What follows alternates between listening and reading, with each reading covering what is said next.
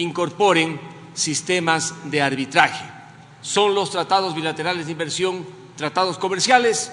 Es la interrogante que en definitiva está planteándose en la parte motiva de este proyecto de resolución. Dependerá qué se pregunte para saber cuál será la respuesta. Y tal como está planteada la inquietud en el artículo 1, de antemano ya se conoce la respuesta. La Corte Constitucional dirá que en función de los dictámenes que ha pronunciado sobre diversos tratados bilaterales de inversión, efectivamente existe la prohibición. Por eso debería cambiarse, si se va a insistir en la consulta, el contenido del artículo 1 y presentar una consulta más abierta para que la Corte Constitucional, si va a diferenciarse de las opiniones anteriores que dio la propia Corte, tenga el suficiente espacio para hacerlo. Pero con una pregunta cerrada como esta, la respuesta posiblemente ya puede uno anticipar y será una respuesta contraria a lo que sentimos la mayoría de legisladores. La parte motiva está bastante bien elaborada. Inclusive allí se destacan dos asuntos. Uno, que la opinión de quien presente esta resolución es la de que los tratados bilaterales de inversión no están dentro de las prohibiciones establecidas en el inciso primero del artículo 422 de la Constitución. Correcta esta posición. Igualmente, en la parte motiva se menciona la sentencia relacionada con el Tratado Bilateral de Inversiones con Italia y allí, con buen juicio, se dice que la resolución de la Corte Constitucional fue tan imprecisa que dejó ver que la decisión de la Corte fue completamente resbalosa y por ello con poquísimo fundamento y muy débil jurídicamente. El artículo 154 de la Ley Orgánica de Garantías Jurisdiccionales y Control Constitucional, que prevé lo relacionado con la interpretación de la Constitución, establece en su primer inciso algunas condiciones. La primera, que la norma constitucional cuya interpretación se solicite sea parte de la parte orgánica, no de la parte dogmática. Habría que decir, dentro de esta resolución, que la norma que se quiere que interprete la Corte Constitucional está dentro de la parte orgánica, estructural y no de la parte dogmática, sabiendo que la Constitución actual, a diferencia de las anteriores, no tiene esa división tan clara entre parte dogmática y parte orgánica.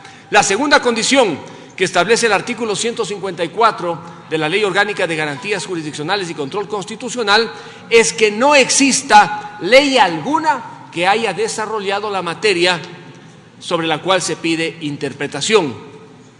No hay efectivamente una ley, entonces podría encaminarse la interpretación.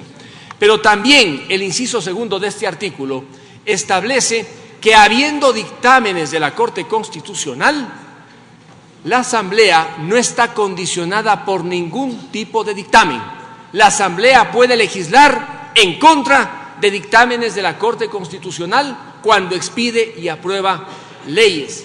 Y por eso, cuando alguien sostenía que los dictámenes de la Corte Constitucional sobre tratados bilaterales de inversión que fueron emitidos para señalar que estos tratados guardaban contradicciones con el artículo 422, inciso primero, nunca podían condicionarle a la Asamblea, impidiéndole que apruebe la Ley de Fomento Productivo que aprobó la semana pasada y en la cual se incorporaron sistemas de arbitraje internacional, teniendo como sede a Chile bajo dos modalidades, la de la UNCINTRAL, reglas de las Naciones Unidas, o las reglas de la Corte Comercial Internacional, más bien llamada Corte Comercial de París. Eso ya está en la ley que aprobó esta Asamblea. Resta ver si el presidente no objeta y cuándo se publicará en el registro oficial. Pero ese proceso incorporado en la Ley de Fomento Productivo no desarrolla el artículo 422.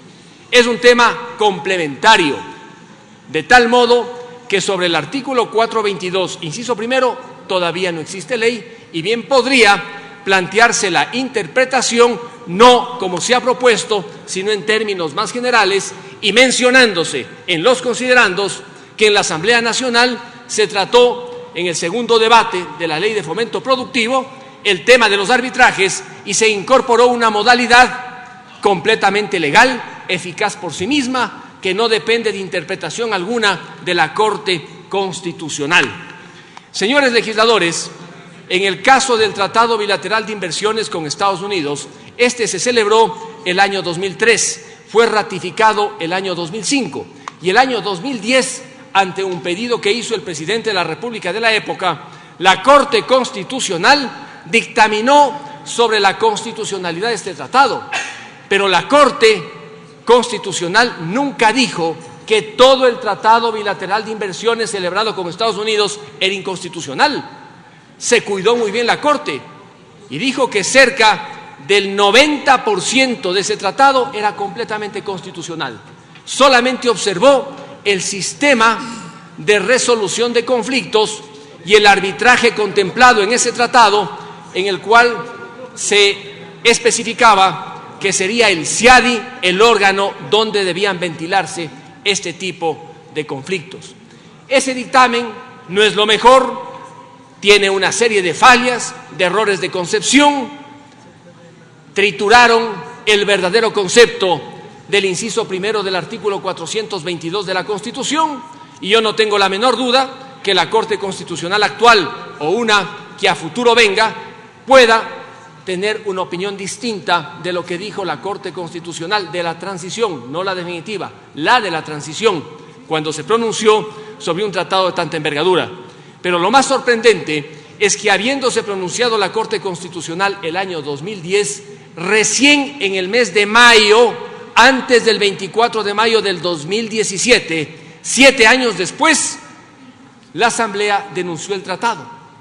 Ojalá en algún momento se sepa quién dio la instrucción antes de la posesión del nuevo presidente de la República para que se denunciara el tratado con Estados Unidos y con otros países. Ojalá no haya sido alguien que era parte del equipo del nuevo gobierno, porque eso sería gravísimo, una denuncia antes de posesionarse para romper y quebrar las buenas relaciones que se han mantenido con Estados Unidos y con otros países. Mi pedido entonces, señora presidenta y señores legisladores, es que si se va a hacer la consulta, se cambie el contenido del artículo 1, porque tal como está planteado, la pregunta ya tiene respuesta, y será una respuesta que irá en contra de lo que se aprobó en la Ley de Fomento Productivo de manera, digamos, procedente para establecer el arbitraje. En segundo lugar, no se le puede condicionar completamente a la presidenta de la Asamblea con esta motivación para que copie y transcriba. Hay que darle un margen de maniobra para que redacte jurídicamente un pedido bien hecho en el que fundamente lo que mayoritariamente queremos en esta Asamblea. Y por último, que no se deje de mencionar que en segundo debate ya aprobamos una ley que incorporó la figura del arbitraje con la única finalidad de dar a aquellos que van a invertir en el país la seguridad de que el Ecuador es un país serio y está resuelto a resolver sus disputas en arbitrajes de prestigio en el ámbito latinoamericano. Muchas gracias. Gracias, señor asambleísta. Tiene la palabra